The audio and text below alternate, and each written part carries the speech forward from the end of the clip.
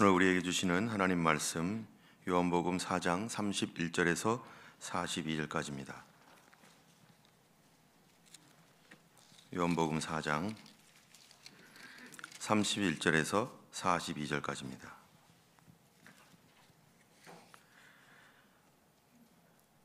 우리 다 같이 한 목소리로 하나님 말씀 읽겠습니다. 그 사이에 제자들이 청하여 이르되 랍비여 잡수소서. 이르시되 내게는 너희가 알지 못하는 먹을 양식이 있느니라. 제자들이 서로 말하되 누가 잡수실 것을 갖다 드렸는가 하니 예수께서 이르시되 나의 양식은 나를 보내신 이의 뜻을 행하며 그의 일을 온전히 이루는 이것이니라. 너희는 넉 달이 지나야 추수할 때가 이르겠다 하지 아니하느냐? 그러나 나는 너희에게 이르노니 너희 눈을 들어 밭을 보라. 희어져 추수하게 되었도다. 거두는 자가 이미 삭도 받고 영생에 이르는 열매를 모으나니 이는 뿌리는 자와 거두는 자가 함께 즐거워하게 하려 함이라. 그런즉 한 사람이 심고 다른 사람이 거둔다 하는 말이 옳도다. 내가 너희로 노력하지 아니한 것을 거두러 보내었노니 다른 사람들은 노력하였고 너희는 그들이 노력한 것에 참여하였느니라. 여자의 말이 한 것을 그가 내게 말하였다 증언하므로 그 동네 중에 많은 사마리아인이 예수를 믿는지라. 사마리아인들이 예수께 와서 자기들과 함께 유하시기를 청하니 거기서 이틀을 유하시매 예수의 말씀으로 말미암아 믿는 자가 더욱 많아 그 여자에게 말하되 이제 우리가 믿는 것은 내 말로 인함이 아니니 이는 우리가 친히 듣고 그가 참으로 세상의 구주신 줄 알미라 하였더라. 아멘. 오늘 말씀은 요한복음 이제 계속해서 우리 수요 예배 때, 밤 예배 때 요한복음을 우리 묵상했는데요.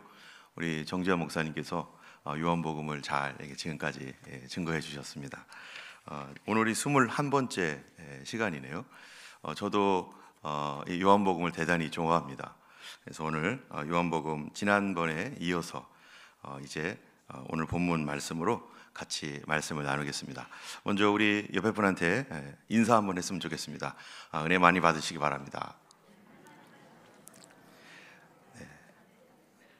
네, 감사합니다. 오늘 본문의 말씀은 이제 여러분이 잘 아는 대로 선한 사마리아 여인, 사마리아 땅에 예수님이 가셔서 거기 한 여인이었던 소외되고 외롭고 홀로 있었던 여인을 만나주신 그러한 내용이 오늘 본문의 배경인 것을 여러분이 잘 알 것입니다.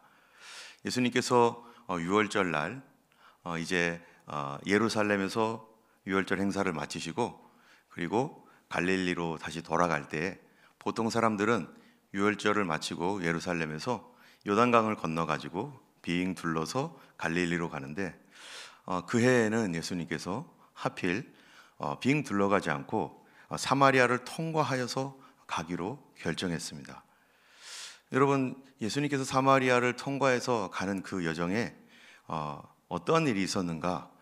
대단하고 엄청나고 많은 일이 있었던 것이 아니죠. 딱 한 가지 일이 있었습니다. 그 일이 뭐냐면은 바로 사마리아 여인을 만나러 가셨다는 것입니다. 예수님께서 이 한 사람을 위해서 거기까지 가신 것이죠. 우리 예수님은 어떤 예수님입니까? 우리 소외되고 부족하고 나 같은 것을 예수님이 알아주실까? 나 같은 사람을 예수님이 찾아오실까? 하는 그러한 소외되어 있는 사람까지도 예수님께서 아시고 예수님의 때에 찾아오신다는 것입니다. 그것이 뭡니까? 그것이 하나님의 은혜인 것입니다. 이 여인은 환영받지 못하는 도시에 살았던 여인이죠. 그런데 예수님이 그 여인을 만났습니다.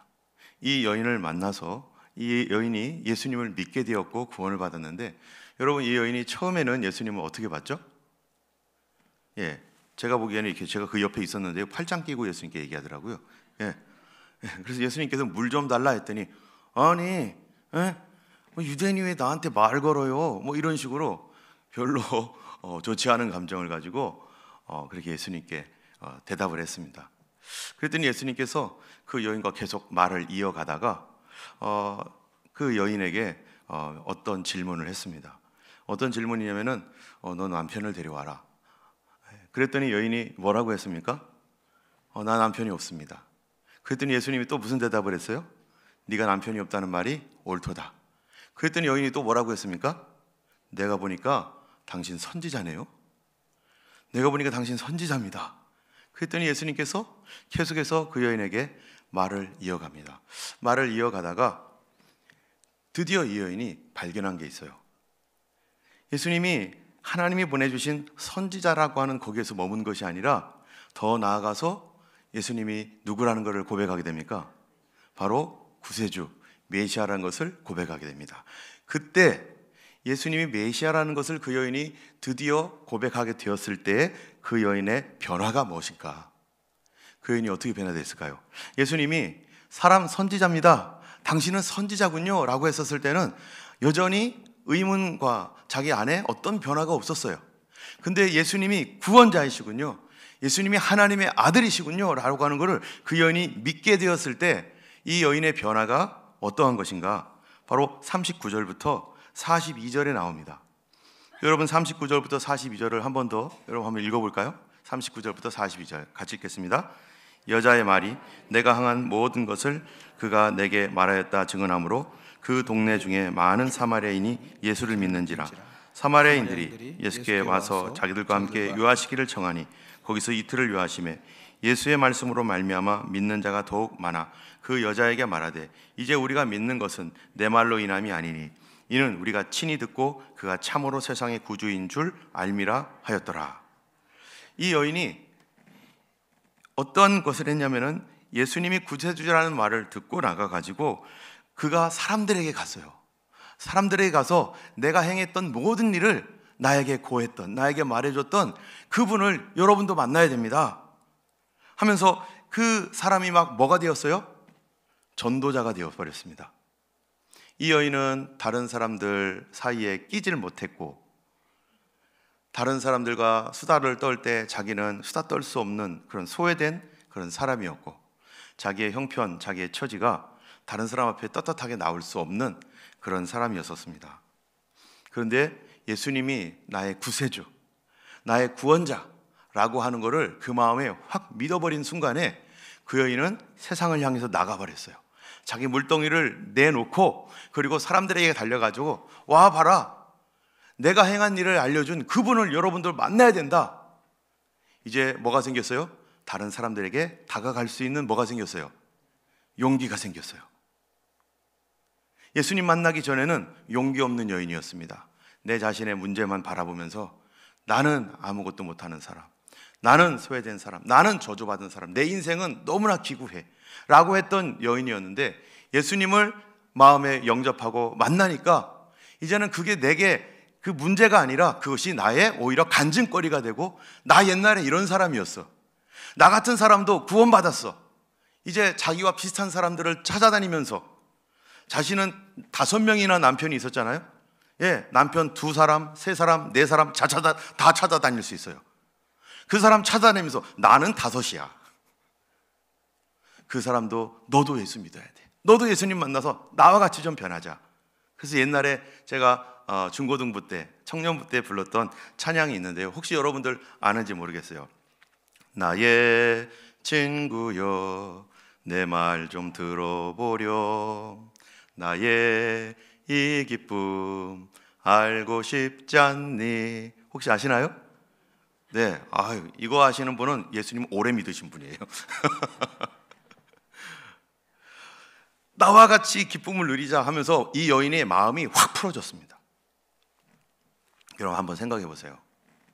한 사람이 예수님이 구주라는 사실을 듣고 어떻게 이렇게 확 풀어질 수 있을까요? 그게 가능할까요? 지금까지 소외되고 불쌍했는데, 그런데 예수님이 나의 구주시구나 라고 하는 말을, 그거를 믿게 되었을 때 어떻게 이 여인에게서 그런 놀라운 사건이 일어날 수 있을까요? 여러분 그 일이 일어나기 쉽습니까? 어떤 사실을 알았다고 해서 예수님이 구주다라고 했다는 것을 알았다고 해서 확 풀어집니까? 그런데 거기에는 놀라운 이유가 있습니다. 여러분 한번 성경 말씀 한번 볼까요? 로마서 10장 9절에서 10절 예수님을 믿는 믿음에 관하여 이렇게 말합니다. 같이 읽겠습니다. 네가 만일 네 입으로 예수를 주로 시인하며 또 하나님께서 그를 죽은 자 가운데서 살리신 것을 내 마음에 믿으면 구원을 받으리라. 사람이 마음으로 믿어 의에 이르고 입으로 시인하여 구원에 이르느니라. 여기 보면은 내가 예수님을 구주로 고백하고 하나님께서 그를 죽은 자 가운데서 살리신 것을 내 마음에 믿으면 내가 구원을 얻을 것인데, 사람이 마음으로 믿고 의에 이르고 입으로 시인하여 구원받는다. 자, 이 구원이, 이 믿음이 어디서부터 온 거죠? 이 예수님의 말씀을 듣고 이 여인이 예수님을 믿어버렸는데 이 믿음이 어디로부터 온 걸까요? 그 여인 속에서 막 솟아난 걸까요?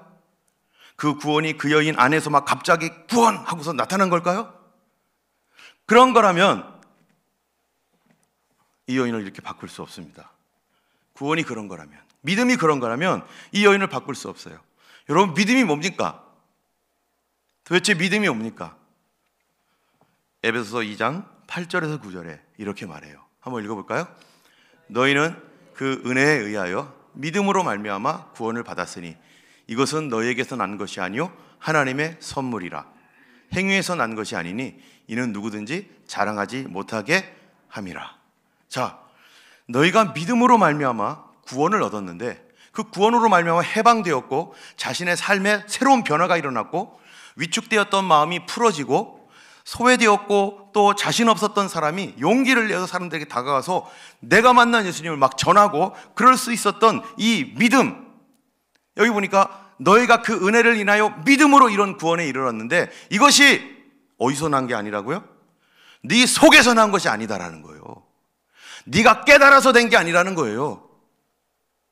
네가 무언가를 알아서 된 게 아니라 하나님이 어떻게 했다는 거예요? 주어서 된 거다. 이게 너희에게서 난 것이 아니라 하나님의 선물이다. 여러분, 선물 줄 때 어떻게 합니까? 그 사람 거 뺏어서 선물합니까?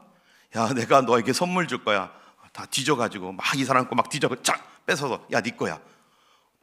몰랐네, 이게 선물이야? 이러는 사람이 세상에 어디 있어요? 나에게서는 아무것도 나갈 게 없습니다. 나에게서는 나를 구원할 것이 나갈 게 없습니다. 그런데 선물은 나보다 내 아닌 다른 사람이 내게 꼭 필요한 것들을 그가 주시는 거. 근데 하나님이 우리에게 주시는 것은 바로 믿음이란 선물인데, 믿음이란 선물을 하나님이 우리에게 주실 때 우리가 어떻게 되는 거예요?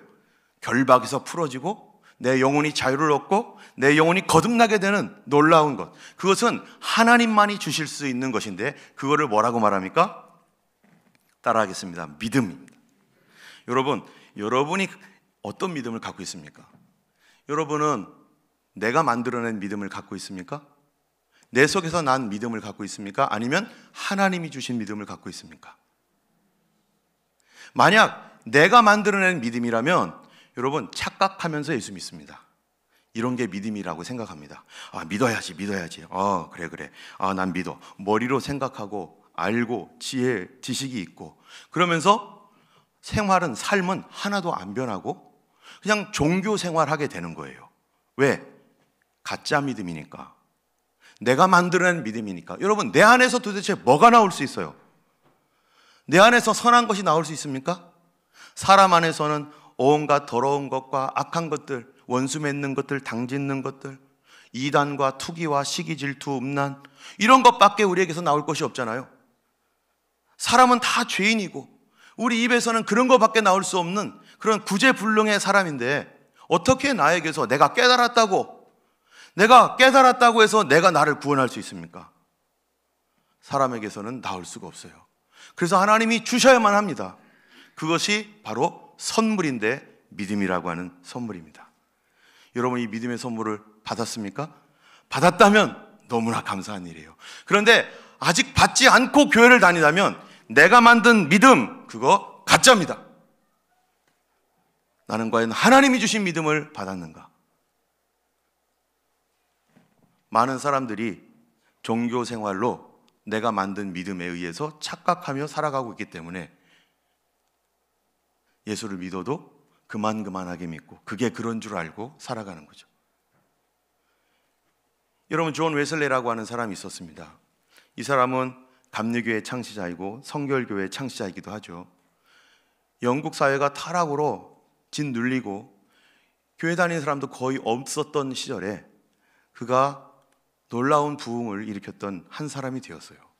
그런데 그는 성공의 목사로서 정말로 미국의 식민지 개척을 위해서, 그리고 미국의 인디언들, 그 당시에는 미국이 아직 독립하지 않았기 때문에, 미국 독립 이전이기 때문에 영국이 아직 미국을 지배하고 있었습니다. 그럴 때 그가 뭐를 가졌느냐? 자기가 복음을 전하겠다 해가지고요, 미국으로 갔어요. 미국으로 가서 복음의 말씀을 전하려고 원주민들에게 다가갔는데 대실패를 하고 돌아왔습니다. 그러면서 그가 절망에 빠졌었죠. 그러다가 올드스트 게이트라고 하는 한 작은 모임에, 도시에 있는 모임에 그가 가게 되었는데, 그 모라비안 교도들이 모인 모임이었어요. 거기서 루터라고 하는 사람이 쓴 로마서 서문을 그가 읽을 때 막 마음이 막 뜨거워지는 거예요. 이전에 없었던, 자기 자신 안에 이전에 없었던 그런 새로운 일들이 막 자기 안에 일어나면서 그때 자기가 확 풀어지고, 그때 경험을 통해서 그가 영국 사회를 변화시킨 웨일스 부흥이라고 하는, 감리교 대부흥이라고 하는 이런 부흥을 일으킨 그러한 사람이 되었고, 이 웨일스의 부흥에 의해서, 이 웨슬리를 통한 웨일스의 부흥에 의해서 미국이 변화되었어요. 미국으로 건너가서 그게 무슨 운동으로 이어졌는지 아세요? 그게 오순절 교회로 이어지게 되고, 그 오순절 교회가 어디로 옵니까? 바로 한국으로까지 오게 되는 것입니다. 그래서 여의도 순복음교회 오순절이 바로 그러한 루트를 통해서 우리들에게 온 거죠. 그런데 그가 그 주님이 주신 그런 강력한 믿음을 받기 전까지는 그는 주저하고 두렵고 어려운 사람이었습니다.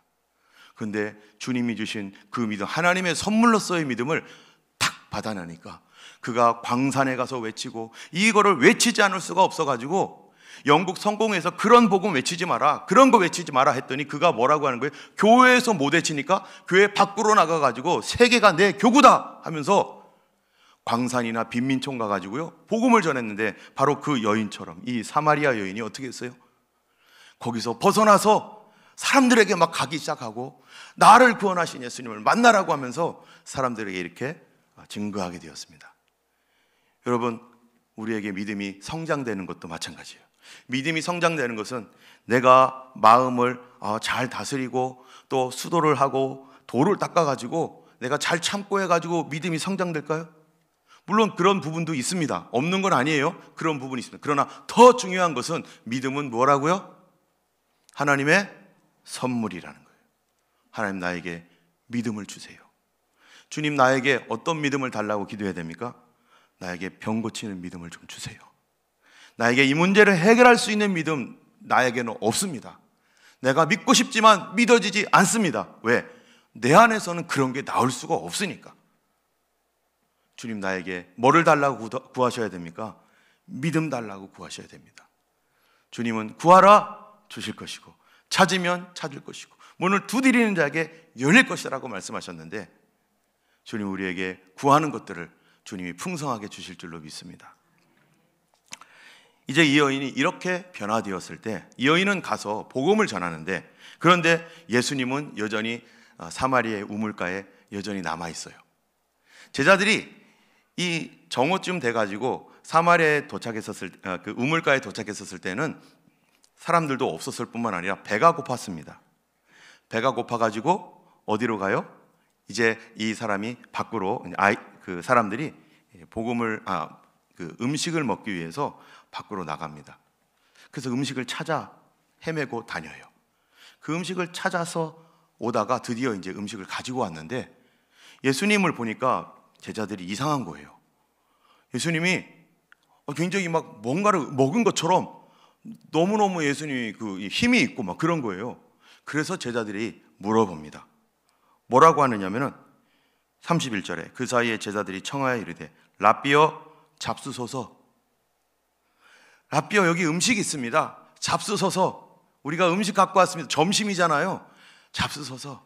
그랬더니 예수님 하신 말씀이 뭡니까? 우리 다 같이 한번 읽어볼까요? 32절입니다. 이르시되 내게는 너희가 알지 못하는 먹을 양식이 있느니라. 아멘. 예수님의 양식은 도대체 뭘까? 그리고 우리의 양식은 뭘까? 한번 생각해 봐야 됩니다. 예수님은 어떤 것을 그분의 양식으로 삼습니까? 여기 보니까 너희들이 알지 못하는 양식이다. 그러니까 제자들이 말하기를, 아니, 누가 잡수실 것을 갖다 줬나? 예수님 아무것도 안 드셨는데, 근데 먹을 양식이 있다니 도대체 그게 뭐지? 그랬더니 34절에 우리 다 같이 한번 읽어볼까요? 예수께서 이르시되 나의 양식은 나를 보내신 이의 뜻을 행하며 그의 일을 온전히 이루는 이것이니라. 아멘. 예수님의 양식이라는 거 뭡니까? 하나님께서 이 나를 보내신 이의 뜻을 행하며 그 일을 온전히 이루는 것이 나의 양식이다. 여러분, 양식은 뭐 하는 것입니까? 양식은요, 그 음식을 먹을 때에 힘이 납니다. 그 음식을 먹지 않으면 힘이 쭉쭉 빠지죠. 양식은 그 음식을 먹음으로 어때요? 생명을 유지해요. 여러분, 에덴 동산 아시죠? 에덴 동산에서는 안 먹어도 되는 것일까요? 먹으면서 생명을 유지하는 것일까요? 당연하죠. 에덴 동산에 뭐가 있었죠? 예, 열매들이 있었잖아요. 또 에덴 동산에는 물도 있었습니다. 영생하고 죽음이 없는 것이지만 사람들은 거기서 하나님께서 만들어주신 그런 귀한 물과 또 많은 과일들, 그러한 것들을 양식 삼아서 먹으면서 힘을 냈어요. 그런 것들이 어떠한 것인지 우리는 정확하게 알지 못하지만 지금 우리가 먹는 과일하고 같을까요? 지금 우리가 먹는 채소랑 완전히 다르겠죠. 물도 마찬가지겠죠. 그들은 그것을 먹으면서 생명을 유지했습니다. 여러분, 우리가 처음 예수님을 믿고 구원받았다고 해서 우리의 구원이 계속해서 유지가 됩니까? 아무것도 안 하면 그 다음 날부터 교회를 안 나와. 나 구원받았으니까. 여러분, 그러면 천국 갈 때까지 어떻게 되겠어요? 과연 그 사람이 구원받은 사람답게 살 수 있으며 하나님께서 예비하신 그런 은혜를 누릴 수가 있습니까? 그렇지 않죠. 양식을 먹어야죠. 여러분, 왜 수요일 날 오늘 나왔습니까? 양식을 먹기 위해서. 예. 그런데 예수님의 양식은 뭔가? 예수님의 양식은 아버지의 뜻을 행하는 것이다.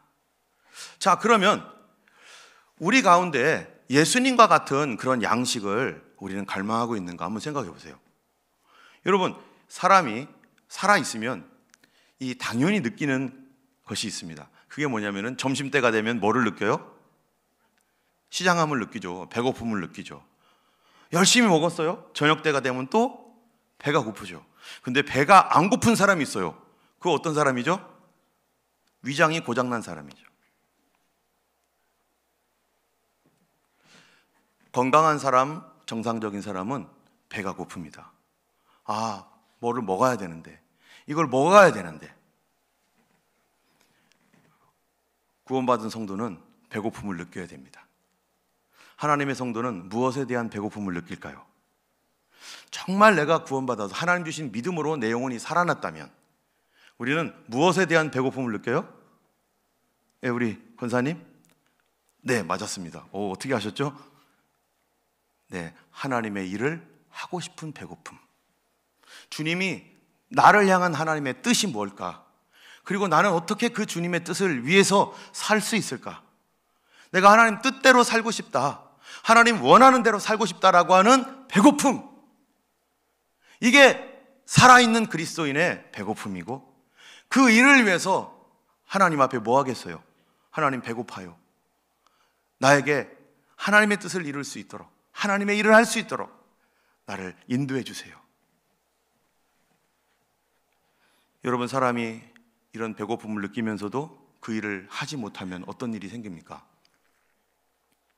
맨 처음에는 배고픔을 느끼지만 그 음식이 들어가지 않으면요, 조금씩 배가 더 고파지다가 힘이 쭉쭉쭉 빠집니다.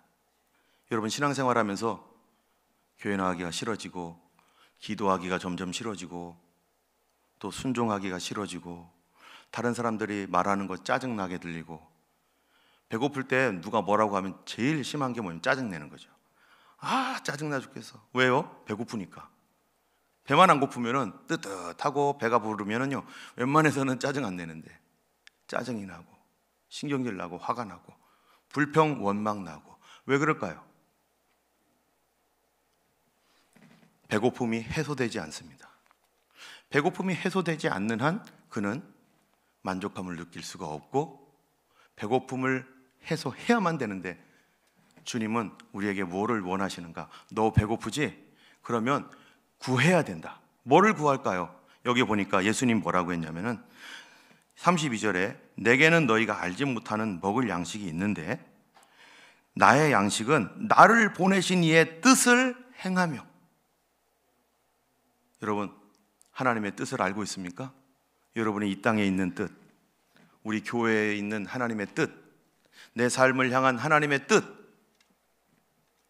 하나님의 뜻을 알고 있나요? 그 뜻을 알아야 내가 행할 거 아니겠어요? 하나님께서 나에게 뭐를 원하시는지를 알아야 내가 행할 수가 있는 거죠. 그러면 그 뜻을 어떻게 합니까? 배고픔을 가지고 하나님께 구해야 됩니다. 하나님, 이런 상황에서 하나님은 무엇을 원하십니까? 내가 어떻게 해야 될까요? 내가 하나님 뜻대로 순종하기 원합니다. 내가 주님 뜻대로 행하기 원합니다. 내 생각대로 내 방식대로가 아니라 하나님 뜻대로 행하기 원합니다. 하나님 뜻대로 행할 때 나타나는 결과가 뭘까요? 바로 누가 잡수실 거 갖다 드렸니? 내게는 너희가 알지 못하는 먹을 양식이 있다. 그 일에 순종할 때 기쁨이 생기고 감사가 생기고 능력이 생기고 더 하나님을 사랑하게 되고 충성하게 되고 하나님의 뜻에 순종해 가는 사람. 그래서 성도들은 뭐를 하는 거예요? 그래서 기도하는 겁니다. 일하는 시간보다 행동하는 시간보다 더 많은 시간이 필요한 이유는 더 많은 시간을 드려야 되는 게 무언가? 기도하는 시간이에요. 하나님, 주님의 뜻을 가르쳐 주세요. 주님이 무엇을 원하시는지 알고 싶습니다. 여러분, 자녀들이 막 그냥 아무렇게나 막 부모님을 섬기는 거 좋습니까? 저는 제가 먹기 어려운 음식이 있어요. 혹시라도 아셔야 되기 때문에 저는 양고기를 싫어해요. 양을. 그런데 제가 양을 싫어하는지도 모르고 우리 양고기 먹으러 갑시다 하면서 막 끌어간다면 어떻게 되겠어요? 제가 못 먹는다고 말도 못하고 가야지 가서 못 먹을 거예요. 너무 죄송하죠. 그분은 나를 위해서 최선을 다해서 해주려고 한 건데 내가 거기서 못 먹으면 얼마나 정말 마음이 상하겠죠. 하나님의 뜻이 있는데 하나님의 뜻을 지레짐작해가지고 이거를 좋아하실 거야. 이렇게 하면 당연한 거지. 내가 이렇게 하는 거는 하나님도 좋아하실 거야. 근데 하나님이 아닐 수도 있습니다.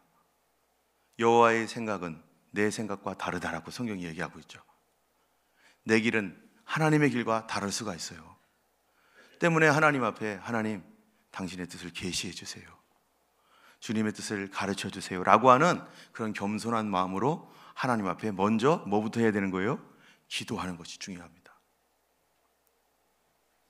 우리는 인간의 정의심, 인간의 도덕심 가지고 하나님의 뜻을 추측을 하고서 막 그렇게 하지만 하나님의 생각은 내 생각과 다를 수도 있다는 걸 알아야 됩니다. 그러면서 예수님이 이런 말씀을 하세요. 자, 35절에 보면 이렇게 말합니다. 같이 한번 읽어볼까요? 너희는 넉 달이 지나야 추수할 때가 이르겠다 하지 아니하느냐? 그러나 나는 너희에게 이르노니 너희 눈을 들어 밭을 보라. 희어져 추수하게 되었도다. 자, 여기에 보면 주어가 두 개가 나오는데 첫 번째는 뭐냐면 35절에 너희는 그 다음에 또 다른 주어가 하나가 있죠. 그러나 다음에 뭐가 있어요? 나는. 너희가 생각하는 것과 내가 생각하는 것이 같다 다르다? 다르다. 너희는 앞으로 넉 달이 지나야 추수할 때가 이르렀다고 하지 않느냐? 앞으로 넉 달이 남았다 추수할 때가. 당연히 사람들은 그러한 그 개연성을 가지고 추수를 할 거라고 생각을 합니다. 그런데 나는 너희에게 이른다. 너희 눈을 들어 밭을 보아라. 희어져 추수하게 되었도다. 지금 사람들이 인간적인 눈으로 볼 때는 추수할 때가 아니라는 거예요. 근데 예수님이 보니까 추수할 때라는 거예요. 여러분, 지금 사람이 보는 것과 하나님이 보는 것은 다른데 사람이 보는 것은 뭐를 봅니까? 너희는 외모를 보거니와. 그죠? 예, 우리는 사람의 외모를 보기 쉽습니다. 얼마나 옷을 이쁘게 입었는지, 얼마나 화장을 이쁘게 잘했는지, 또 어떠한 신발을 신었는지 이거 보고 사람을 판단하잖아요. 그런데 너희는 그런 것들을 보고 판단하고 지금 그렇게 생각하지만, 그러나 나는 너에게 이르노니 지금 추수할 때가 되었다. 내 생각은 너희 생각과 다르다. 그렇다면 하나님은 뭐를 보시는 거죠? 너희는 사람의 외모를 보거니와 나 여호와는 뭐를 본다고요? 중심을 보느니라. 하나님은 중심을 보십니다. 그 중심이 뭡니까? 우리 영혼을 보신다는 거죠. 사람은 세속적인 관점에서 지금이 때라고 생각하지만 하나님은 그 영혼의 관점에서 그 때를 얘기하시는 거예요. 여러분, 지난번에 우리 요한복음 3장에 보면은 2장인가요? 거기 보면은 이 가나 혼인잔치 얘기가 나오잖아요. 가나 혼인잔치에 예수님이 가셨는데 거기에 그만 무슨 일이 일어났습니까? 포도주가 딱 떨어졌어요. 그러니까 마리아가 와가지고 예수님께 말합니다. 포도주가 떨어졌다. 포도주가 떨어졌어. 그랬더니 예수님이 하시는 말이 여자여, 여기서 말하는 여자여라는 것은요, 그 나라의 존칭어입니다. 예. 그래가지고 어디 가가지고 엄마한테 여자여 이러시면 곤란하고요. 그 나라에서는, 그 나라 문화에서는 그게 존칭어예요. 여자여, 나와 무슨 상관이 있나이까? 나를 여기 끌어들이지 마세요. 이 일은 나와 상관이 없는 겁니다. 라고 예수님께서 거절을 하는 그런 말씀을 하셨어요. 그러니까 사람들이, 마리아가 어땠습니까? 당황했겠죠? 그런데 희한한 거는 마리아가 그 다음 행동이 뭐였었어요? 예, 종들에게 가가지고 말을 하는 거예요. 야, 무슨 말씀을 하든지 너 그대로 해라. 종들에게 가가지고 무슨 말을 하든지 그대로 해라. 그랬더니 종들이 네, 알겠습니다. 그런 다음에 예수님이 가서 항아리에 물을 채워라. 채웠더니 아구까지 채웠어요. 그리고 나서는 갖다 주어라. 한번 생각해 보세요. 그거 먹고 그 연회장이 한 말이 뭡니까? 최고의 포도주다. 세상에 다른 사람들은 나쁜 것을 숨겨놓고 좋은 것 줬다가 나쁜 것 주는데 이 집은 거꾸로네. 더 좋네. 자, 한번 생각해 보세요. 아니, 예수님이 여자요, 어머니 나와 상관없는 일입니다. 나 끌어들이지 마세요 라고 해놓고 왜 예수님이 조금 있다가 가서 항아리에 물을 떠라. 왜 그랬죠? 내 때가 아직 이르지 아니하였나이다 그랬잖아요. 내 때가 이르지 않았다고. 그럼 예수님이 때가 왔다 갔다 하는 거 아니겠어요? 언제는 내 때가 이르지 않았으니까 안 한다고 하시다가 갑자기 예수님의 때가 돼버렸어요. 왜 그럴까요? 그 사이에 무슨 일이 있었습니까? 마리아가 누구를 준비시켰어요? 종들을 준비시켰는데 그 종들이 뭐 하도록 준비시켰어요? 예수님 말씀에 뭐 하도록? 순종하도록. 무슨 말씀을 하든지 그대로 하라. 그랬더니 예수님 어떻게 하셨어요? 이제 뭐가 된 거예요? 옆에 분한테 얘기해서 때가 되었습니다. 그래서야 때가 된 거예요. 그제서야. 여러분, 어떤 사람들에게 뭔가를 부탁할 때요, 아무한테나 부탁합니까? 저 사람이 부탁을 들어줄 만한 사람한테 가서 부탁을 해야지 부탁을 안 들어줄 것 같아요. 그러면은 부탁하면은 분명히 거절을 해. 그러면 어떡하겠어요? 좀 기다려줘야죠. 그렇죠? 예, 사람도 그러잖아요. 그런데 하나님께서 일을 하려고 하시는데 내 순종이 필요해요. 내 문제이긴 하긴 해도 또 우리 가족의 문제, 우리 형제들의 문제인데, 그런데 내가 그 일 때문에 저거를 좀 어떻게 해줬으면 좋겠어요. 그런데 예수님께 가서 얘기를 하려고 하는데 예수님께서 대답이 없어요. 뭐를 안 하는 거예요? 우리가 순종할 마음이 없으면, 주님이 무슨 말씀을 하든지 내가 순종할 마음이 없으면 주님은 움직이지 않을 겁니다. 왜? 주님의 때가 아직 안 됐으니까. 주님의 때는 내가 순종하기로 작정할 때 주님의 때가 됩니다. 내가 좋든지 싫든지 주님 말씀에 순종하겠나이다. 예레미야 당시에 어떤 사람들이 이제 예레미야를 찾아온 사람들이 있었습니다. 그 당시는 바벨론이라는 나라가 이 유다를 침공해가지고 유다가 완전히 망한 상황이었어요. 그런데 어떤 이 몇몇 사람들의 무리가 이 바벨론에서 총독으로 왔던 이스라엘 사람, 유다 사람이었던 그달랴라고 하는 사람이 있었는데 이 사람을 죽였습니다. 얼마나 반역행위예요? 그러면 바벨론에서 이 사람들을 수사할 거 아니겠어요? 찾아다니려고. 그래서 바벨론이 난리가 났습니다. 누가 도대체 우리가 파송한 총리를 죽였느냐? 그놈을 잡아와라. 그런데 이 사람이 두려우니까 누구를 찾아갔느냐? 바로 예레미야를 찾아가요. 예레미야에게 하는 말이 뭡니까? 예레미야시여, 하나님께서 우리에게 어떻게 할지를 가르쳐 달라고 얘기 좀 해달라고. 우리가 당신이 하나님께 받는 말씀 그대로 순종하겠습니다 하면서 무슨 말을 했느냐?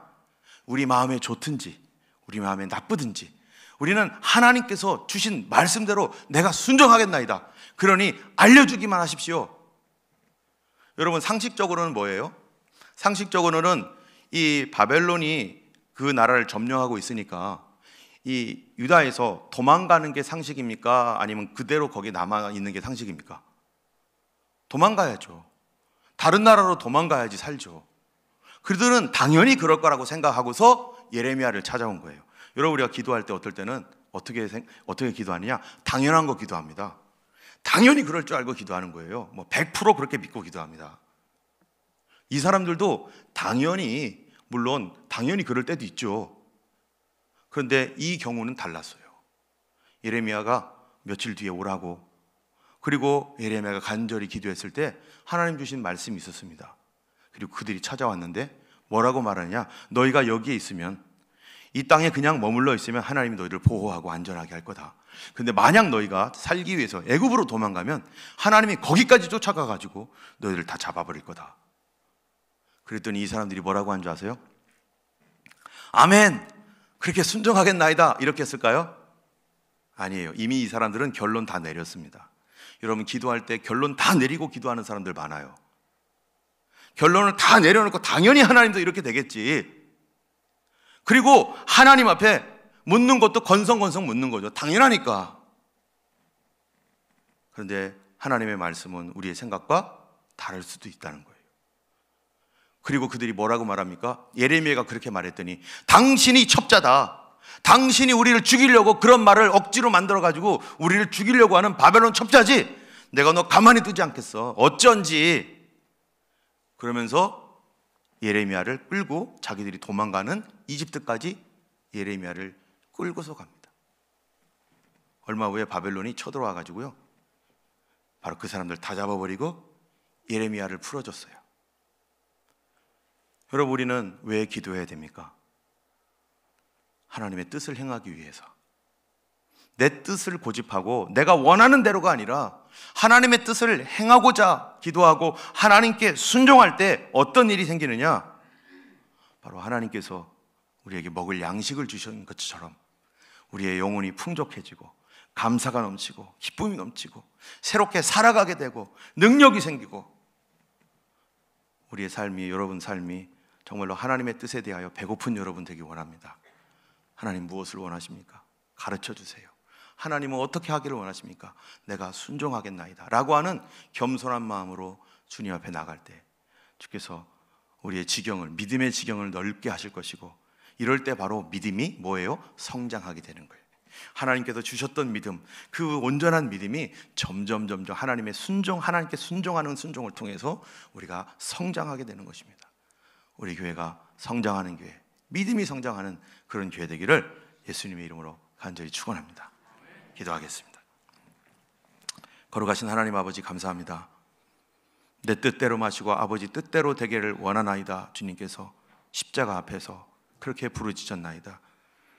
주여 하나님이여, 참으로 나의 생각과 하나님의 생각이 다르다는 것을 우리가 알게 하셔서 우리 안에서는 선한 것이 나갈 수 없사오니 아버지, 언제나 겸손한 마음으로 하나님 앞에 나를 내려놓고 기도할 수 있는 우리 모두가 되게 하여 주시고, 우리 교회가 참으로 주님 앞에 겸손히 낮아져서 하나님의 뜻에 대하여 배고픔을 느끼고 하나님의 일에 대하여 배고픔을 느끼는 성도들이 되어서 모두가 예수님의 성품을 닮아 주님과 늘 동행하며 주님 예수 그리스도로 말미암아 풍성함을 누리게 도와주실 줄 믿습니다. 예수 그리스도 이름으로 기도드렸습니다.